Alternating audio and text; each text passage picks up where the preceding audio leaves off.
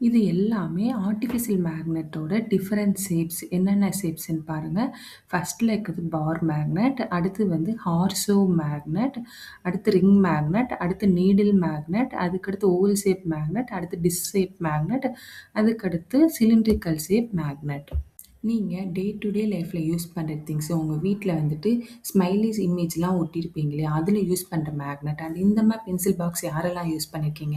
அந்த பென்சில் பாக்ஸ்ல இருக்க மேக்னெட் அண்ட் சின்ன சின்ன எலக்ட்ரிக் மோட்டார்ல இருக்க மேக்னெட் அண்ட் வந்து ஸ்பீக்கர்ல இருக்க மேக்னெட் அண்ட் மொபைல் ஃப்ளிப் கவர்ல இருக்க மேக்னெட் இது எல்லாமே ஆர்டிஃபிஷியல் மேக்னெட் தான். அண்ட் வந்து ஆர்டிஃபிஷியல் மேக்னெட் இந்த மாரி திங்ஸ்க்கு மட்டும் இல்ல, எல்லா திங்ஸுக்குமே நம்மனால யூஸ் பண்ண முடியும். ஏன்னா இதோட மேக்னெட்டிக் பவர் வந்து ஸ்ட்ராங்கா இருக்கும். அண்ட் வந்து இது தேவைப்படுற ஷேப்ல நம்மனால உருவாக்கிக்கிற முடியும். ஏன்னா இது வந்து ஆர்டிஃபிஷியல் நம்ம மேட் மேக்னெட் தானே. அதனால தேவைப்படுற ஷேப்ல நம்மனால உருவாக்கிக்கிற முடியும். அண்ட் இது வந்து நமக்கு எல்லா பிளேஸ்லயுமே தேவைப்படுற எல்லா பிளேஸ்லயுமே யூஸ் பண்ணிக்கிற மாதிரி சயின்டிஸ்ட் வந்து டிசைன் பண்ணியிருக்காங்க.